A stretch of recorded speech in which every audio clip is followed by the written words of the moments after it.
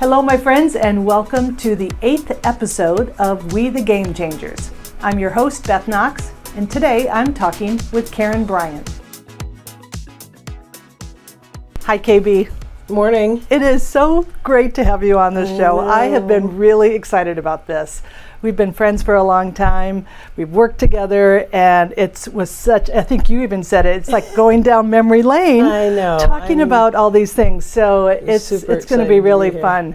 Now, Karen, you, in my opinion, are one of the most influential people in professional sports management. You've got more than 30 years in executive leadership roles and as a key driver in women's basketball. You were the first executive of Seattle women's basketball when you were hired to launch the American Basketball League back in 1996. You were recruited by the Seattle Sonics ownership to lead the efforts to secure the WNBA expansion team. And after doing so, you went on to lead the Seattle Storm as its president and CEO for 6 years. You were also the general manager of the LA Sparks and have consulted with numerous sports organizations, including a few times that allowed you and I to work together, as I said. Now, you were quoted as saying, "You'll be the most effective leader you can be if you are true to yourself." How do you feel that you identified with your true self? What is that? How did that manifest for you? I mean, I think for me, one thing for me, such a blessing to have such a long career. That makes me sound so old, but doing something I loved. So I think when you're truly passionate and have a love for what you do and what you call your work or your career, I think it's easier to stay sort of to your center, but I think for me, I've always tried to stay really true. I'm really rooted in my values and was just raised that way. And but I think true self for me, I think I've learned this, especially as I've gotten older, I think is a moving target. I think I think you're constantly evolving, and while you're rooted in your values and those serve as a foundation, I think how you want to show up in the world changes as you mature. And so I think just always checking in with kind of where I am and my purpose and how I'm spending my time, and is that aligning with my values. But I think how that shows up and manifests, I think, has evolved over the years. I love that perspective of that our true self can evolve, but those North Star values generally stay pretty solid. What are some of your North Star values, and and what challenged you to discover those about yourself? I think one for me, for sure, is just purpose. I think for me, I've always wanted to feel like what I'm doing with my time and my talent is to make a difference in something and to have impact and just live a purposeful life. And so that's always been really, really important to me, and continue to sort of drive decisions that I make around my career. Is, am I doing something that I love and I'm interested in, that I think I can be good at, but at the end of the day really try to leave a mark and make a difference. And so that's always been really at the core. And then for me, connection is a really big one for me too, and aligning myself with people who I enjoy being around, who challenge me, who inspire me. And a lot of times that's, bringing family and friends into the center of what I do. That's one of the beauties of working in sports. Somebody once said to me that when you work in sports, you're the one at the cocktail party that everybody wants to talk to and ask questions about. And I think when you work in sports, it's another center for me. And North Star has always been really just inclusion of family and friends in what I do, which has been a real gift. I know relationships has always been a priority for you, and so that really rings true. Now, your history with sports goes way back, young age. You started with wiffle ball, as I understand, and football, before finding your way to basketball. So what is it about sports that does resonate with you? I was exposed to it at a young age, not unlike a lot of girls. My dad was a huge sports fan, and so just from very early, going to games with him, watching games on TV, talking about sports in the home. And then my brother came after, and then eventually my little sister, and just sports was always a big conversation in our household. And we had epic Nerf hoop battles in the hallway, and my mom used to yell at us because we broke the thermostat, I think, several times and banged up the door. But so competing and experiencing sports was always just something I remember as a childhood. And very, very early on, I just fell in love with the game of basketball and would carry that thing all over and sleep with it, as my dad likes to remind me. And I think for me as a young girl, anybody who knows me knows that I'm a very emotive person. And, as a young girl growing up in the early 70s, maybe that wasn't always sort of expected or tolerated young girls. I was always pretty boisterous, and the basketball court was a place where I could show and express those emotions almost, sort of without a lot of constraint. And I've only really recognized that recently about my connection and love of sports at a young age, but I do think that was part of it. But for me, just, the working hard, the joy of it, the connection with people working toward a common goal. But I think just the emotion involved in sports and that just passion that comes out when you play and you compete. I remember just viscerally that was just a connection that I had with the game, really, really. And I think there's also, for me, something about the physical side of it that I forget how important that is. It's a couple years ago, we were in a pool playing volleyball in the pool, and I hadn't done something like that in so long. Yeah. And I was just reminded of how good it felt to just really exert yourself in a competitive, fun way.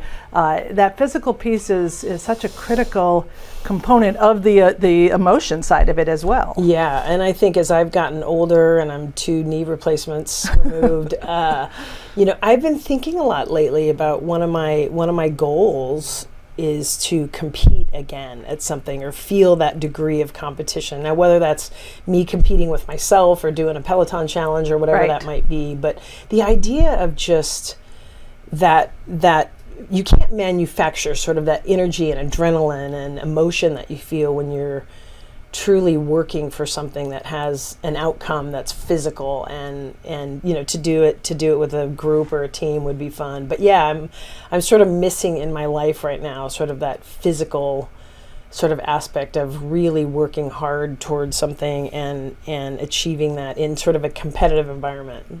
I don't know what that'll be, but well, you could do a 28-mile hike like I did. Right. We were just talking about that, and I completely just react to that.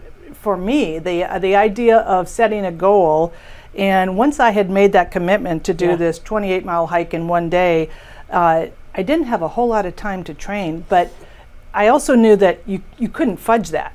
I couldn't just wing the training, and so it forced me to really be consistent with my training leading up to that point. I mean, I could have done a lot more, and it would have made it a lot easier on myself. But I remember when you shared that, I was really proud of you, and in some ways I think even envious. Like I've had just so many physical challenges in recent years that I have been journaling a lot lately about this idea of really trying to connect back to what it would feel like to push my body.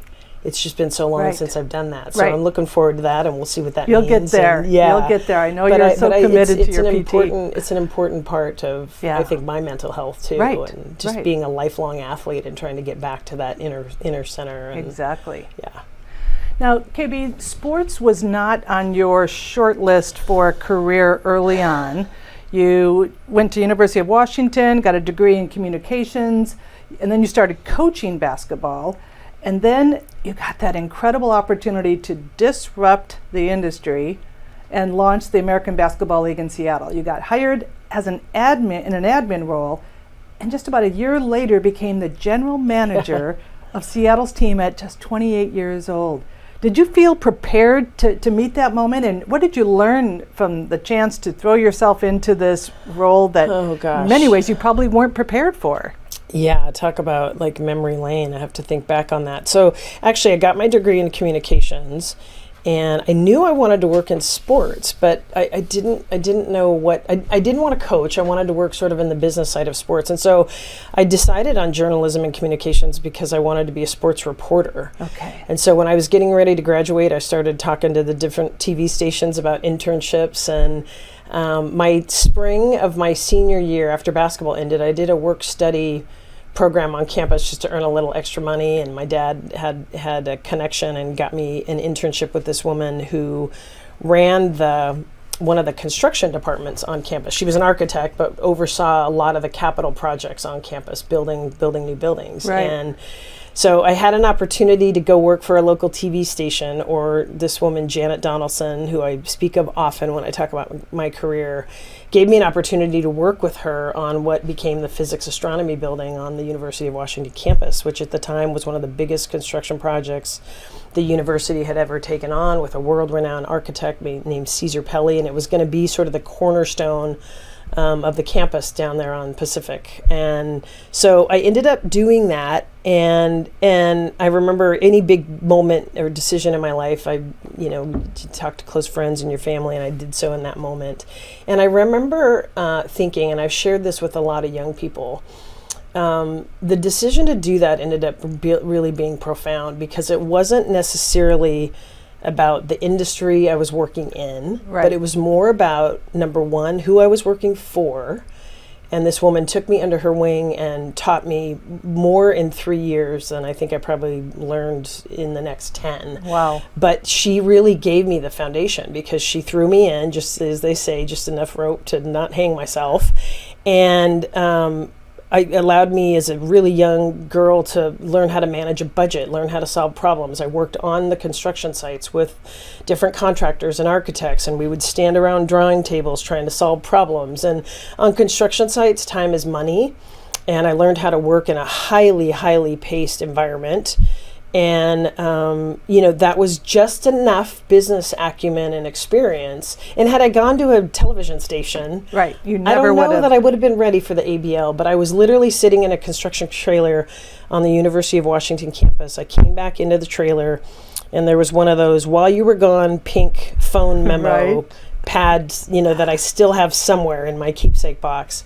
But it was a phone call from Steve Hams, and it said Steve Hams ABL. And of course, Steve was one of the 3 co-founders of the ABL. And he called and said, "We're thinking about Seattle." And at the time I was coaching high school, and I think I was coaching an AAU team. So basketball was still very much a part of my life. And he said, "Hey, we're thinking about Seattle as a market. Your name keeps coming up, and we'd love to get your support and help." And at that time it was really just to help them spread the word about the possibility of Seattle being a team. And of course I got to know them. And then when they picked Seattle as one of the inaugural 8 franchises, asked me if I'd come and join the staff. And so there were, I think, 4 of us. And so that was, everybody did everything. You just kind of pitched in. And I think I was actually 28 when I started, but I was 30 when I got named GM, because I'll never forget Gary Cavalli, who was another co-founder of the ABL. We were writing the press release, and he said, "How old are you, kid?" And I said, "Well, 29, but I'll be 30 in like 2 weeks or whatever." And he said, "Okay, great. 30 sounds better." Right? I was young enough. I think I was the youngest general manager in the league at the time, but a tremendous opportunity. When I first joined, I worked for a gentleman named Jim Weyerman, who prior to joining the ABL was a longtime executive at Seattle Center. Right. And of course I got promoted because Jim went to work for the main office in San Jose and work for the league. Right. And he tapped me to be the GM and follow in his footsteps. And yeah, so it was an amazing opportunity. I learned so much, but in thinking about that, as I said, I had some experience, but not nearly enough for what we were taking on. We launched that league in 4.5 months in that franchise. I think we got the announcement in June or July, and we played in October. Wow. Yeah, so it was crazy. And, I talked earlier about friends and family being a part of sort of everything I've ever done, and really important to me to have them involved in things that I do, but, tapped every friend, family member to volunteer. And, right. I mean, we just had an army of volunteers to help us pull that off, but just pure adrenaline. And as I said, I think, when you're short on experience, I think the muscles that I learned early in my career is just, you go long on hard work, and right. just lots of long days, sometimes, 20-hour days back to back. But you did what you had to do, and it was the run of a lifetime. I mean, for me, it was just a dream come true to be a part of that. So you just pure adrenaline. And the cliche that comes to mind is when one door closes, another opens, because ultimately the ABL did not survive, but then you were recruited by the Seattle Sonics to help secure and launch the Seattle Storm as a founding team in the WNBA. Now, you were with the Storm for 15 years, from 1999 to 2014, starting as Director of Business Ops, then COO, then CVP of Communications, and then leaving after 6 years as its President and CEO. So let's talk about that internal growth and movement within one organization. That's a lot of progression. Now, did you pitch yourself for any of those promotions? I'm just curious how much you steered your course versus leadership seeing potential in you and putting you into that path. Yeah, good question. I don't remember ever actively advocating or pushing. I think for me, I was always acutely aware of, I was always so grateful for the opportunity, and in joining an NBA organization, I'll never forget my first day walking in. In fact, they had taken me down to meet Ginger Ackerley, and I met Ginger, and one of the Sonics owners. Yes, and come out of the office, and I wasn't sure how it went. I think it went okay. I get in the car, and John Draisel, who was the president at the time, says, "Well, how'd it go?" And I said, I think it went okay. She's fantastic and really committed, and I was super excited, super nervous. And he said, "Well, what do you think?" And I said, "Well, what do you mean?" And he said, "Well, do you want to do this? Are you ready to go?" And it was like I wasn't prepared for like a job offer. And I said, "Well, yeah," even without knowing what my title was or what my pay was. And I don't even remember if I signed something. But the next thing I know is he shows me a draft press release, and we head straight from Ginger's office down to the main office, Sonics and what became Sonics and Storm headquarters. And all the staff was there, and he introduced me to everybody, like within an hour of this meeting. God. Yeah, so it happened really fast. And I just remember walking in and just big-eyed, and again, like pinch me kind of moment. Right. And so I don't even know that I had time to really think about my value or my worth or what I was getting paid, and was just so grateful to have the opportunity. Sure. But I think to answer your question, I think I really grew with the game. I mean, I came in on the ground floor, and so I think the opportunities for me and the titles and the compensation and the responsibility grew as the league grew and the game grew. Kind of a natural evolution. Yeah, I think it was like a natural evolution. And of course, then being tapped to be SVP of Communications during what would be a very tumultuous time for the franchise. And I think back on that, I teased Wally many years later, and I said, had I known what was coming, I would have said no to that job.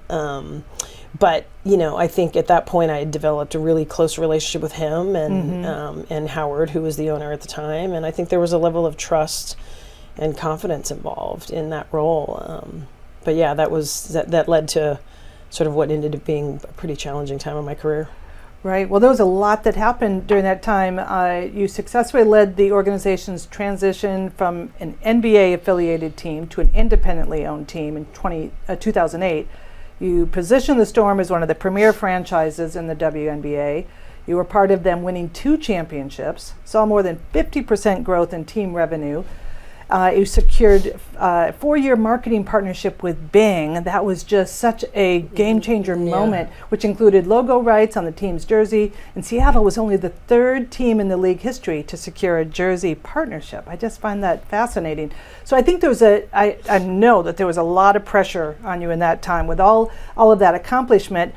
On the flip side, though, how much fun did you have? I mean, there's a lot of pressure, but there's also pretty amazing things that you're doing. So much fun. Certainly lots of ups and downs in my career, really elated moments, and also just really some challenging moments, some pretty dark moments for, not just me, but our city.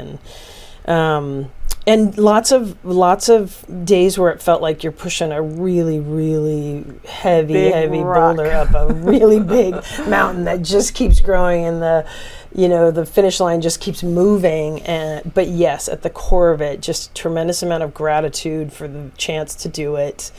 And were you able to experience the fun when it was happening, or more in hindsight? I know that's happened to me I can look back and I think enjoy those moments. in the moment fun things like championship night. I mean, winning that first championship in 2004, back-to-back sellouts at Key Arena with the was it Coliseum or the Key Arena? I think it was Key Arena at that point. I think at the time, two of the biggest crowds in the history of the WNBA. And as we used to like to say in the business, not a lot of comps. Like, we didn't paper the house. It was, legitimate. I think we had some of the highest gates in the history, at the league to that point. So just a lot of pride in the city coming out and showing out for this team in this moment. But I'll never forget that night. Yeah, and it went on and on into the early wee hours of the morning. But winning a championship, the first championship since the Sonics championship in '79, winning it on our home court, with the fans, among family and friends, the confetti falling, there's no question. That was one of the greatest nights of my life. What a great and there memory. were small moments in between, and big wins, and or big player signings, or certainly business accomplishments and results. But more than anything, those early years, I really remember how hard we worked. Yeah, I think it's one of the real challenges of being in an industry or a position where you are, whether intentionally or not, changing the game. You have a long-term vision, and it doesn't happen overnight. We forget that. We can look back, and I can, rattle off all these accomplishments, but that journey of making it happen takes a lot of blood, sweat, and tears. Yeah, and I think you're doing the mental gymnastics of keeping your sort of eyes looking ahead on what's possible, and believing that for yourself, so you can advocate and inspire that in other people too. What's possible? Right. I remember a conversation with somebody, and we were talking about all the challenges we were trying to solve, and he said, we got to flip the script, and you got to start asking yourself, how big can this be? And sort of shifting from a scarcity mindset to a growth mindset. And I'll never forget that conversation. And so starting to really think, how big can we be? And at that time I was still within the Sonics organization. And then you fast forward to obviously transitioning to an independent team, and Force 10 coming in, which was just sort of the right group at the right time, and taking it to a whole nother level with their leadership and investment. And of course, Alicia coming in after me, and all the work that she's done, and the organization she's built has been tremendous. But a lot of hard work, and trying to stay focused on where you're trying to go, and then in the moment sort of celebrate the little wins along the way, I think was really important. And just making sure that we were trending up and trending the right way.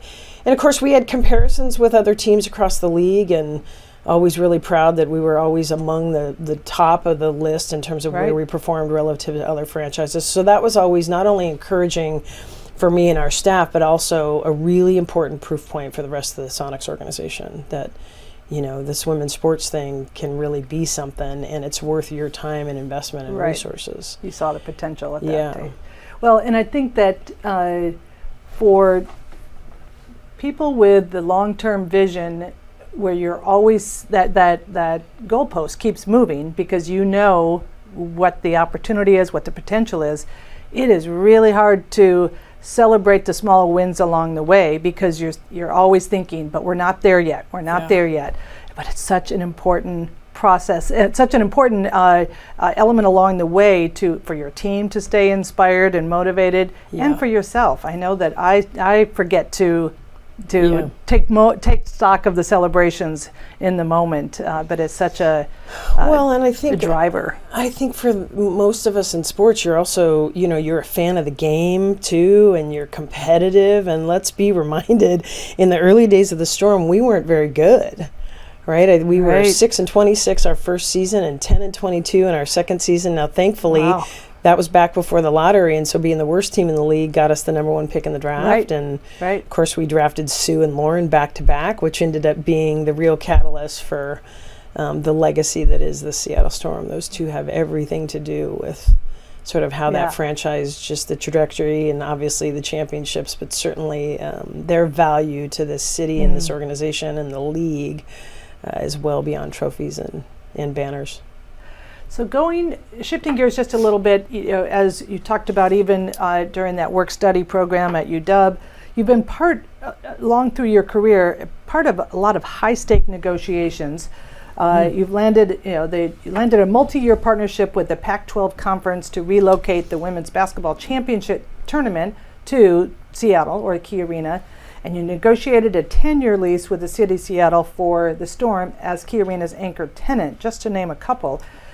Talk to us about your preparation style for negotiations, and do you ever take on an alter ego when you are in those meetings?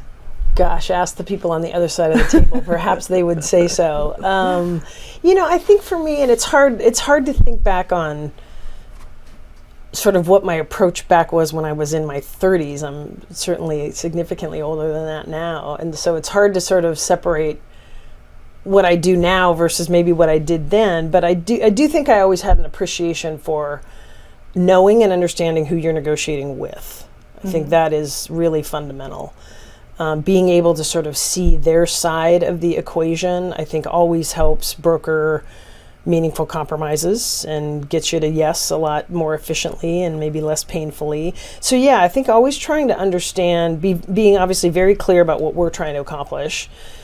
I think going in, always trying to understand what our ceiling and our floor is, what's our ideal term, and what would we settle for. So you're negotiating a little bit against yourself initially, just to understand sort of what the parameters are for your own organization. Right. And a lot of times I was the lead negotiator, but I'm representing our organization. And so first and foremost, me aligning with my internal stakeholders and my partners in the business, and understanding and making sure we're all on the same page, so that as I go and try to negotiate or shepherd the terms of the deal, I'm clear on what success is with my partners. Right. And then I think it's understanding the other side. And because you've said that, I've heard you say, know who's in the room. Yeah. Know your audience. Yeah, that discovery process, and you and I had a chance to work on some things. That discovery process is really important. Right. And I think sometimes even just starting with acknowledging to your partners in a negotiation that you understand their challenges and what they're trying to accomplish, and that you're there and there's a will to sort of try to address some of those as you go through the conversation. It's really a conversation, and it's obviously a negotiation, but at the end of the day, I think really building that trust and rapport with who you're negotiating with is really important and tends to lead to better outcomes. Right. So let's stick with the conversation around the Sonics for a moment. You were brought on by the Sonics ownership to help you secure and launch the Storm, and you worked very closely with Sonics president Wally Walker, who was quoted in the Seattle Times as saying he could never beat you to work in the morning. Was that early bird gets the worm one of your North Stars, part of your work ethos? Talk to me a little bit about that statement and your mindset in those early days of working in your career. I don't remember that quote, but that doesn't surprise me. Look, let's give Wally some credit here. I think back at that time he probably had 3 young kids. I didn't have any. So for me it's like I was addicted to my job, and that's a loaded word, but in many ways it did become unhealthy.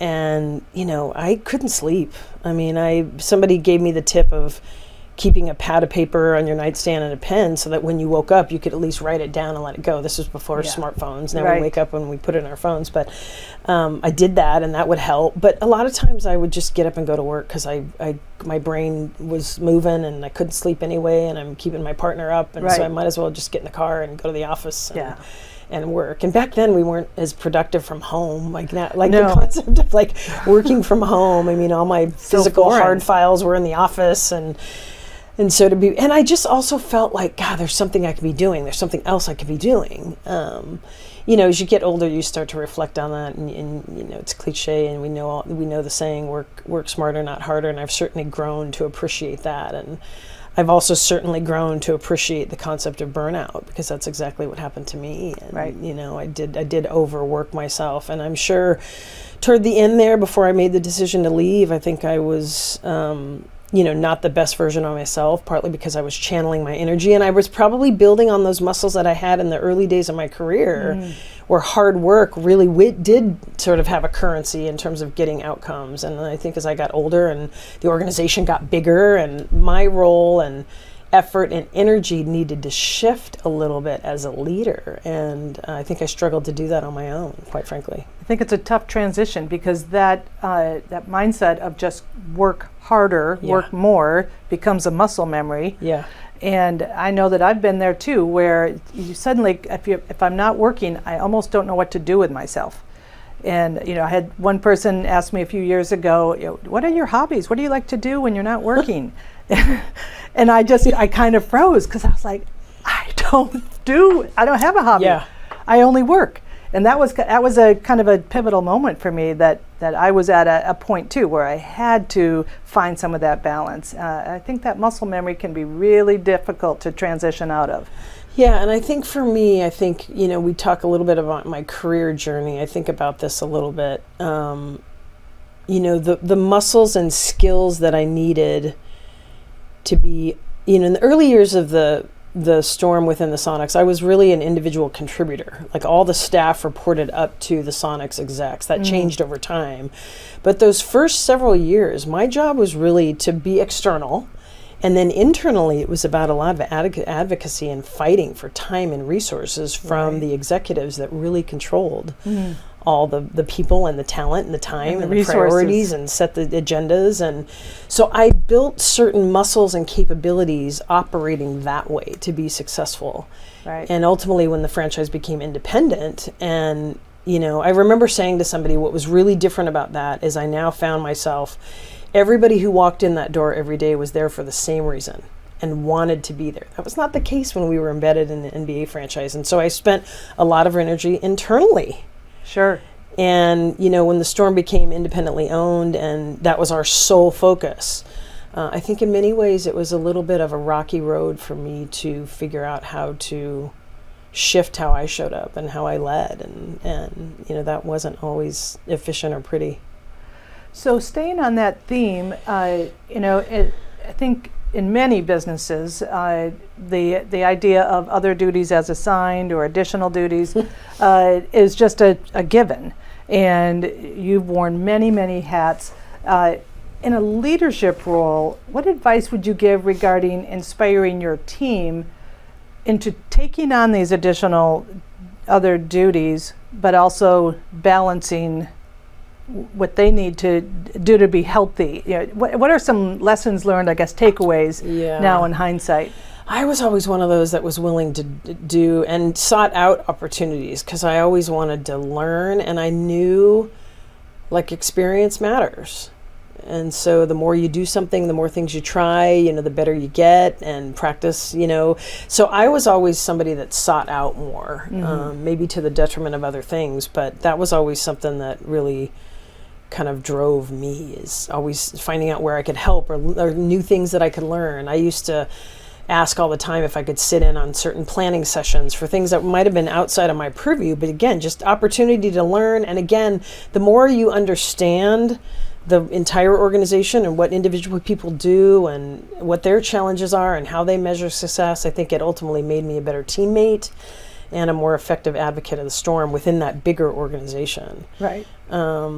But I think I've also learned to try to be better about putting boundaries on some of that stuff and understanding your value and advocating for your value. I think it can be a little bit of a double-edged sword sometimes. But I'm a big believer in just experience and exposure. And I think it also gives you an opportunity to build relationships. And I think at the end of the day, just in any organization, big or small, one of the most important currencies that you have as a teammate is the strength of your relationships. Right.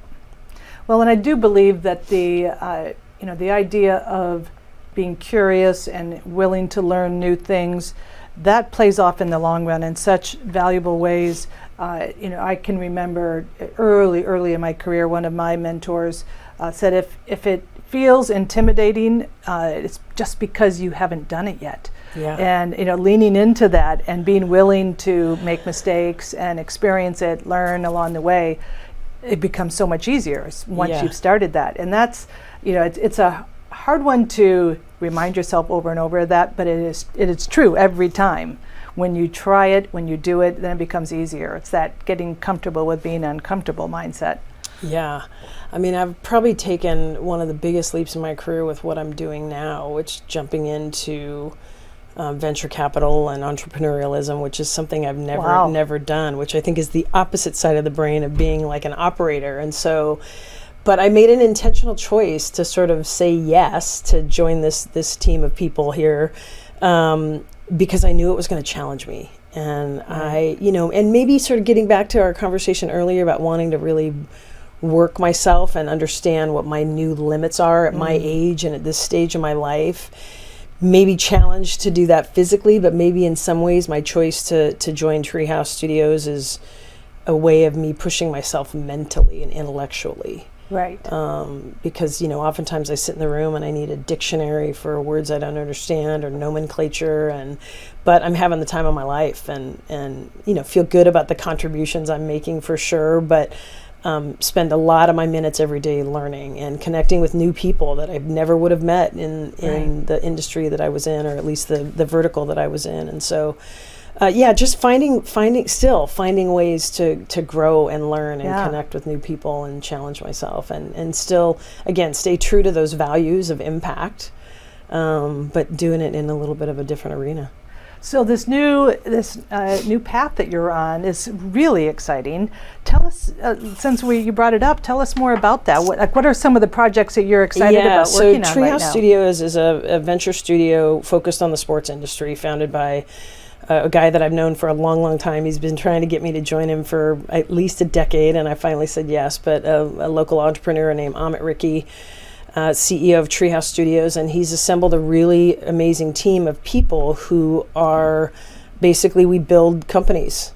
And so because we're operating in the sports sector, there's a few of us on the team. Kerry Carter, who played football at Stanford and is currently the CEO of Atavis, but is also a member and a partner in Treehouse Studios, and Lofa Tutupu is one of our partners. And then we've got just an amazing group of venture builders who have been sort of building companies and involved in venture for many, many decades, and developers and strat planners and product developers. And so, it's exciting to feel like it's in an ecosystem and a space that I know and feel comfortable in, but what we're doing every day and how we're doing it and what our outcomes are is really different than anything I've ever done. So working a lot with investors and building out our portfolio companies, and we've got a pipeline of 6 different companies right now, one of which I'm super, super excited about, and ultimately I think we'll be pretty involved in the high level. But it's inspiring, it's fun. I feel like I'm getting my mojo back. I love it. In terms of my brain and my mind, and working with just an amazing group of people too. Oh, that's exciting. I can't wait to, we'll have you back on the show and get more updates. Most Seattle sports fans, and certainly NBA fans, are well aware of the Sonics being sold and ultimately leaving Seattle for Oklahoma City in 2008. I'm curious to hear your experience being part of that highly emotional time. You were the one on the stage that day in the press conference. I remember I just recently listened to the Sonic Boom podcast where it told the whole story of the Sonics evolution to departure, and hearing your voice on that podcast opening up that press conference, it kind of gave me chills. Talk to us about being part of that moment in time. That was a moment in history. I could get emotional thinking about that. I might have to listen to that too. And it's been a lot on my mind, as the Thunder prepare to try to go to the NBA Finals, which is amazing. A lot of dear friends still in that organization, and that was, as we talked about earlier, I got tapped for that role to be SVP of Comms, and there was certainly at that point in time, there were grumblings and efforts around a new arena deal. And, so I knew that was going to be part of what I was going to get more engaged with, but certainly I had no idea where it was ultimately going to go. Right. Culminating with David Stern flying in and down at the hearing at Olympia. And it just, no idea where ultimately it was going to go. So I'm not even sure how to capture what that period of time was for me. It was really, really stressful, tremendous amount of responsibility. And, you know, I was behind the curtain. And, you know, I remember putting the briefing book together and having to work really intimately with Wally, Howard, and Clay's PR staff. Right. And I mean, it was really, really intense, really, really intense. And of course, I was also the COO of the Storm at the same time. So one of probably the most challenging day of my career was that day, right, where I remember getting up super early. I had been at Howard's late the night before, going through the briefing book one last time, and getting ready for that press conference, knowing what, not really knowing what the response was going to be, feeling like I was going to know, sure, but I didn't have any clue how. It's hard to be fully prepared what the response for was something going like to that. be. Yeah, and I think I was somewhat naive about how the narrative may or may not play with fans, right? And talking about sort of the logic of what we were doing and Clay's intentions and all of that. And certainly people didn't buy into it. And I think we all underestimated sort of how that was going to land. But of course, that press conference was on the same day. The Storm plays a game every year at noon. Oh my and gosh. It was our kids' day. And I wasn't there. And so I later heard that while I was at the press conference and all the follow-up of the press conference and all the stand-up interviews and, you know, the round table and all of that, all of the follow-up conversations, signs had already started to show up at the Storm game. And I later heard from our CFO, Danny Barth, who's now the president of the Thunder, that he went into the locker room to talk to the players, and the players are like, "Where's KB? Where's KB? We want to talk to KB. Like, what's going on?" Right. And he's trying to like calm them down. And, you know, I was over at the press conference wearing my Sonics hat, and it was a really, really hard day. Well, so while you're at the Sonics, I mean, I know you're wearing both hats during that time period. With Sonics, very male-dominated environment, and then transition to helping to the team, the the Storm, transitioning to an all-women owned ownership. Yeah, that must have been an incredible experience and somewhat cathartic after the emotional departure of the Sonics. Talk to us about that piece of it. It was. I remember that day also. My memory fails me a lot these days, but there are certain things that just, you know, I'll never forget. That'll be one of them. I'll remember sitting in our Sonics headquarters. Most of the boxes were packed. You know, I don't even remember how many staff we still had there, but I was still there. Danny was there. Terry McLaughlin was still there. And I was sitting in my little office with boxes around me, and Clay called. And he said, "Hey, little bird told me it's your birthday." And I said, yeah, boss, it's my birthday. And he said, "Well, you know, you and I have gotten to know each other really pretty well, but not to the point that I really know what to get you for your birthday. But, you know," then I started thinking, I figured there's one thing that you'd really want. And he said, "I got the deal done with Force 10, the team's staying, and they want you to be their president." Oh my gosh. Yeah, or I think he said part of the story. He said they want you to stay involved or something. Right, I don't think he told me exactly what the deal was going to be, but I'll never forget that. I mean, obviously things were moving in a good direction, and, you know, I had known Lisa from years before. Brummel, one of the owners. Lisa was a big Reign fan, and so she and I, Don Trudeau. I didn't know Ginny as well, but I certainly knew Anne. So I knew 3 of the 4 really pretty well. Right.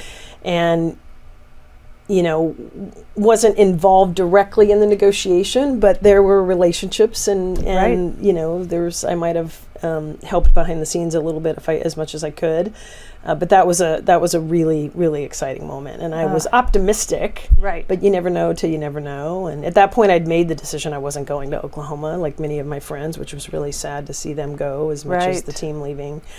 But yeah, that was an exciting day, and happened on my birthday. I'm not sure what birthday that was, but. So you were with the Storm a total of 15 years, 6 years as the president and CEO. Yeah. How did you decide when it was time to leave? I always think that's such an interesting mental process. Yeah. I think I'd probably started thinking about it and saying it out loud to close friends and my partner at the time, maybe a couple years before I really opened the conversation with the ownership group. And I think, I would always say, I got one more thing. I got to get us through this. I got to get us through this. And so, a couple years ends up going by pretty fast. Right. But I think a couple years prior to me sitting down with Lisa and Jenny and Dawn, I knew that I wasn't at the top of my game anymore. At that point, I think I was really starting to experience some burnout and stress level. And I think I was starting to feel like my effectiveness as a leader and probably had even lost a little bit of the joy in it. And I was just really aware of that. And also feeling like, this new ownership group was coming in. They were getting ready to really double down on what we were doing, which was a really exciting process to be a part of and help spearhead in terms of conversations with them in those early days. And just feeling like the timing was right. The timing was right for me, and that I really felt too in my heart the timing was right for the Storm to bring in new leadership and for them to have an opportunity. At that point, they'd owned the team for, I think, 6 or 7 years maybe, and so had a really solid foundation of, and were very involved at the league level in terms of the overall vision and direction of the WNBA, and very influential ownership group among their peers, and just like a good time for sort of the next level of transformation under a new leader. And certainly they found Alicia, who's just been a phenomenal Absolutely spearhead for that franchise leader. And really been fun to watch. But yeah, it was right, and maybe even a little bit overdue, but just it was the right time. I remember, during my time as leading Seafair, I was a CEO for 10 years, and somewhere midway, I remember people would say, "So how long are you going to do this job?" Yeah. And I'm like, "Oh, I don't know." It's just something I hadn't really thought about, but it got me thinking, how will I know when it is time to leave? Yeah. And so it was a great reflection to really spend time with, and I identified a few things that if I ever catch myself saying, because we've always done it this way, or I didn't want to solve the problems that I loved to solve. There were so many along the way. It was things like that I really kind of pinpointed how I would know, and they absolutely happened. There was a version of "because we've always done it this way" that came out of my mouth, and I remember I got a staff person came to me with, I don't know what it was, the Seafair Pirates or somebody was causing a ruckus, and I was just like, I don't want to deal with this. That. Yeah. And it was there was such clarity. It was a lot of relief to know it's time for me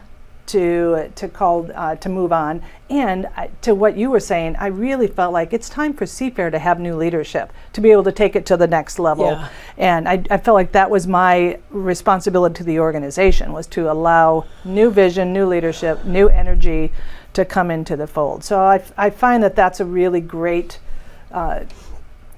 point of reference for you to identify, so that you know it when you get there.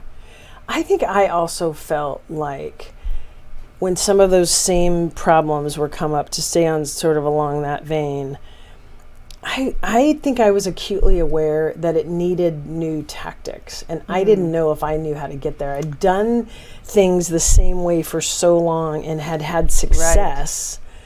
That maybe because we had success, I hadn't challenged myself enough in different ways in terms of new skill sets or new approaches or new tactics or sort of ways at getting at things. And I think I was acutely aware of where the league was and where it was going, and that different skill sets and different approaches were going to be important to go to that next level, and that the skill sets I had and the strengths I had served it well for the first 15 years, and for this next 15 it was going to need somebody different and a different approach. And just maybe acknowledging that wasn't going to be me, and or maybe I didn't want to put in the effort to try to get there. Probably a combination of that, but they couldn't have found a better fit in Alicia. She's done a phenomenal job there. So let's talk about one of your favorite subjects, and that is your daughter Lindsay. Oh yes. Now, she is a leader in her own right. She joined us actually at one of our former Women in Leadership breakfasts. I'm trying to remember how old she was. Oh my gosh, she was young. 13? Yes. 14? Yeah, I think 13 or 14 I look at years those, old. I see that picture every now and then, and yeah, she looks so little to me there. And yet she got was up in front of a room powerful of 500 on the people. Stage. So give yourself license to zoom out here for a moment. Where do you think your parenting style has provided space for Lindsay to become that strong and independent young woman? Oh my gosh. I mean, I think learning from two of the best. My parents were just, phenomenal parents. My dad still he is an even better grandfather.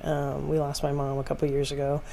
But I think learning that just being raised in a home filled with just unconditional love and supporting every dream the three of us had, and not putting any one of us in any one bucket. I mean, I think the three of us, if we were all here, we would all say the same thing, that just we had two parents who really supported us, saw us, paid attention to us, and supported our dreams and goals. So I think first and foremost, it was modeled for me. But just, I mean, parenting is just the greatest responsibility there is. And just, I'm mindful of that every day. Right. Like the privilege and responsibility I have to just invest and pour into this little girl, and just who now is an amazing young woman. But and I think being involved in what I did, it brings me so much joy. She doesn't remember those early years very well. She doesn't remember sitting on Sue Bird's lap or going into the locker room and hanging out with players. Like, she just, I involved her a lot in what I did. She doesn't have a lot of memories of that, which just breaks my heart. So it brings me tremendous joy that we now get to share in what is now this explosion of women's sports. And I have to negotiate with her to get the courtside seats for Storm games, because she wants to go and sit there with friends and share that with friends. And so it's great that, as she heads off to college here soon, that we have these last sort of moments to just really appreciate. And she was a part of the PWHL announcement. She's known Amy Shearer since she was a little girl. And so getting to celebrate Amy's success and Amy's efforts to bring women's pro hockey to Seattle and Lindsay's hometown is super cool. So it's been so great to experience the growth of women's sports, be a part of it with her, and watch her eyes and her lens on what it all means and why it matters. Well, and I think you can't underestimate what they absorb, even if they don't remember it. So she may not remember those days being at the games and being around all these people, but I really believe that it becomes part of their DNA, and it does model who they are. You know, I think about my boys growing up. Certainly, they were about Lindsay's age when I was at Seafair, and they would come to a gala with the Blue Angels and get the chance to meet the Blue Angels, or they'd be at a reception with the mayor. And do they remember those? Just vaguely, but today I see them behaving in a way that they learned how to handle themselves with the mayor or other dignitaries. Well, they watched an incredibly strong woman, their mother, sort of lean into her passion and build community and connection. And I think, Beth, for so long what you've done with your career is create events that bring people together, demonstrate the pride of our region, and provide people with really memorable, inspiring, generational moments. Right. And your boys watched you do that. Yeah. So it's pretty special. It's pretty cool. So one of the things that we do to wrap up our episodes each time is we have our game changer quick hits, as I call them. Okay. So it's things I want to make sure I learn from every game changer guest. Let's start with, who has changed the game for you the most, either personally or professionally, and why? I mean, starting with my parents. I mean, I just talked about that a moment ago, but I think just being able to, at a very, very young age, be myself, express myself, learn and grow, make mistakes. Like, you take all that for granted, but just that was my childhood. Right. And And then, I referenced Janet Donaldson earlier in the conversation, the woman that gave me my first job after college. Right. And the foundation that no question allowed me to be effective in my role at the ABL. Had I not had enough of that business experience, I may still have gotten the job because of my basketball connections and my my passion for it, but I don't know that a year and a half later I would have been promoted to GM. Right. So I had enough of that sort of business acumen and financial acumen to sort of put myself in a position. So Janet was a huge part of my career, and of course for the last 17 years, my little one. Yeah. Lindsay has just been a game changer for me, and the chance to be a mom and sort of reflect on my own life and my own sort of how I show up in the world through the eyes of a young person is really profound. So my last question is, at its core, being a game changer is disruptive. You are swimming upstream. You're pushing that big boulder up the hill.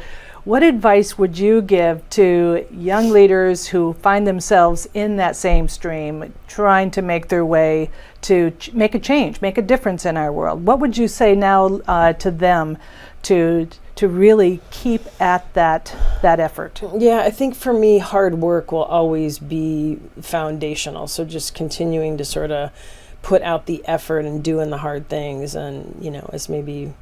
Was it Dory or Nemo who said just keep swimming? But I think the thing that I would modify is, being mindful of not swimming alone. Yeah. And being just overly open and collaborative and inviting people into that space and not feeling like you have to do it by yourself, because you're better with others anyway. And so just learning to share the load, I think, is a skill set, and I think it's a really important one. And not only does that serve yourself and your capacity, but in the process you're building community and collaboration and leaning into the strengths of others. And I had to learn that over time, because I think at a young age I just you kept going. Again, when you're short on experience, I just tried to lean into my passion and be super long on hard work, and it got me to where, I ended up going. But I think at the time, in the spirit of working those hard work muscles, maybe there were other muscles that weren't as developed. And I think I had to learn to build on those. But you can't underestimate the power of effort and just community. Right. And it's like the African proverb, if you want to go fast, go it alone. If you want to go far, go with others. Perfect. Well said. Right? Yeah, I couldn't have said it better myself. Yep. Karen, this has been awesome. I have just so enjoyed having you here, reliving some of the stories. Memory lane, right? My goodness, I know.